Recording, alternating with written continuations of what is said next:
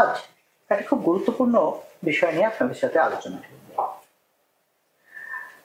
এখন বর্তমান যুগে যত নিউরোসার্জারি টেকনিক ইমপ্রুভ করছে, ততই মানুষ বেশি পরিমাণে নিউরোসার্জারি, পার্টিকুলারলি ব্রেন সার্জারি করাতে চাইছেন এবং করাচ্ছেন।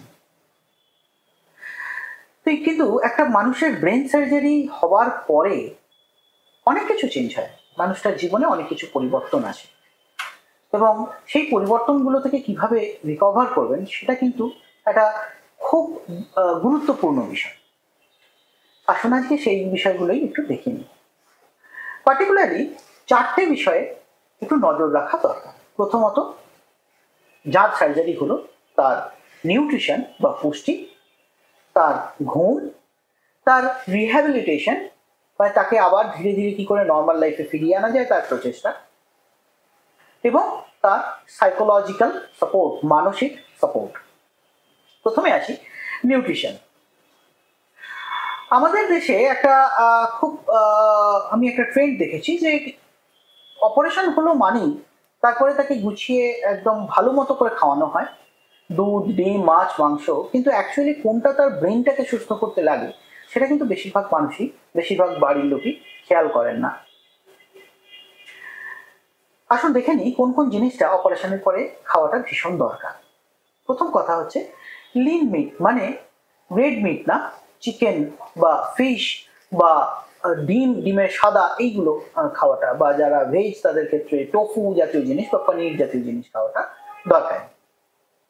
সিমিলারলি কিছু ওমেগা 3 ফ্যাটি অ্যাসিডস জাতীয় খাবার, যেরকম সামুদ্রিক মাছ বা ফ্যাটি ফিশ, এইগুলো খেলে অনেক সময় ওমেগা 3 রিপ্লেসমেন্ট হয়, যেটা ব্রেন হেলথকে সুস্থ রাখে। অ্যান্টিঅক্সিডেন্ট এই সময় ভীষণ দরকার, সেটা আসে গ্রিন লিফি ভেজিটেবলস মানে শাকসবজি, ফলমূল থেকে। আর অবশ্যই যেটা ভুলে গেলে চলবে না সেটা হচ্ছে ভালো রকম জল খাওয়া। সাধারণত 8 থেকে 10 গ্লাস মানে অ্যাটলিস্ট 2 লিটারের কাছাকাছি জল খাওয়াটা বাঞ্ছনীয়, যদি না সেটা অন্য কোনো কারণবশত সেটাকে বারণ করা হয়ে থাকে। সেকেন্ড হচ্ছে ঘুম। আমরা যখন ঘুমোই আমাদের ব্রেনটা এমনভাবে তৈরি যে সেই সময় সে নিজেকে পিউরিফাই করে। ব্রেনটাও যেরকম সারা দিন কাজ করার ফলে তার মধ্যে কিছু মেটাবোলাইটস জমা হয়, যেটা ব্রেনকে হিলিংয়ে প্রিভেন্ট করে, হিলিংটা আটকে দেয় ব্রেনের, এবং ব্রেনকে দ্রুততার সঙ্গে এজিং বা বার্ধক্যের দিকে নিয়ে যায়। সেই মেটাবোলাইটসগুলো দূর হয় একমাত্র যখন আমরা ঘুমোই, জেগে থাকা অবস্থায় হয়। সেটার জন্য যার ব্রেনের সার্জারি হয়েছে তার ক্ষেত্রে ঘুমটা বিশেষ করে প্রয়োজন। কতক্ষণ ঘুমটা প্রয়োজন? অ্যাটলিস্ট 8 থেকে 10 ঘন্টা ঘুমের প্রয়োজন, দৈনন্দিন 8 থেকে 10 ঘন্টা ঘুমের প্রয়োজন। যদি কেউ তার থেকেও বেশি ঘুমোন, সেটাও অবশ্যই আরো 2-4 ঘন্টা যদি ঘুমোতে চান সেটাও অবশ্যই অ্যালাউ করা যেতে পারে।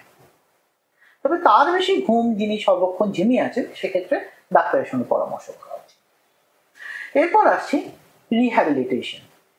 রিহ্যাবিলিটেশন মানে মানুষটাকে আবার তার দৈনন্দিন জীবনে, তার কর্মরত জীবনে ধীরে ধীরে ফিরিয়ে আনা। একটা মানুষ যিনি ধরুন সুস্থ ছিলেন, তারপরে সার্জারি হলো, কাজে যেতে পারছেন না, তো সেটা তার পক্ষে একটা মানসিক চাপ সৃষ্টি করে। আমরা এই রিহ্যাবিলিটেশনের মাধ্যমে তার সেই চাপ দূর করি, তাকে ফিজিওথেরাপির মাধ্যমে আবার হাঁটা চলা শুরু করানোর চেষ্টা করি, নর্মাল কাজকর্মে ফিরিয়ে আনার জন্য অকুপেশনাল থেরাপিস্টের পরামর্শ নিয়ে অকুপেশনাল থেরাপিস্টকে আমরা কনসাল্ট করি, এবং সেই অনুযায়ী আমরা প্রসিড করি যাতে সেই মানুষটাকে আবার স্বাভাবিক জীবনে ফিরিয়ে আনা যায়। আর লাস্টলি, যেটা বেশিরভাগ ক্ষেত্রে ইগনোর হয়, সেটা হচ্ছে ইমোশনাল হেলথ। একটা মানুষ যেরকম আমি বললাম, যিনি কাজকর্ম করছিলেন, হঠাৎ অপারেশনের পরে বাড়িতে বন্দি, কাজ করতে পারছেন না, কিংবা যার একটা দিক উইক হয়ে গেছে, চোখে দেখতে অসুবিধা হচ্ছে, বা অনেক সময় হয়তো কারো ব্রেন টিউমার সার্জারির পরে ক্যান্সার ধরা পড়ছে, এই ধরনের পেশেন্টদের কিন্তু মানসিকভাবে ভেঙে যাওয়াটা খুব স্বাভাবিক। এবং এই ধরনের ক্ষেত্রে মানসিক সাপোর্ট, কাউন্সেলিং, সাইকোলজিস্টের পরামর্শ, সাইকিয়াট্রিস্টের পরামর্শ, ইমোশনাল ডেভেলপমেন্ট, এগুলো কিন্তু ভীষণভাবে দরকার। স্পেশালি বাড়ির লোকের কাউন্সেলিংও কিন্তু দরকার। আমরা অনেক সময় হয়তো পেশেন্টদেরকে দেখছি, কিন্তু বাড়ির লোক এই সময় ভেঙে পড়ছেন, এবং সেটা ইনডাইরেক্টলি রিফ্লেক্ট হয় পেশেন্টের হেলথ। তো বাড়ির লোক এবং পেশেন্ট সবাইকে একটা হোলিস্টিক অ্যাপ্রোচে দেখে তাদেরও কাউন্সেলিং করানোটা ভীষণভাবে গুরুত্বপূর্ণ। ব্রেন সার্জারি মানেই তারপরে কি করব না এত উতলা হয়ে ভেবে ভাবার কিছু নেই।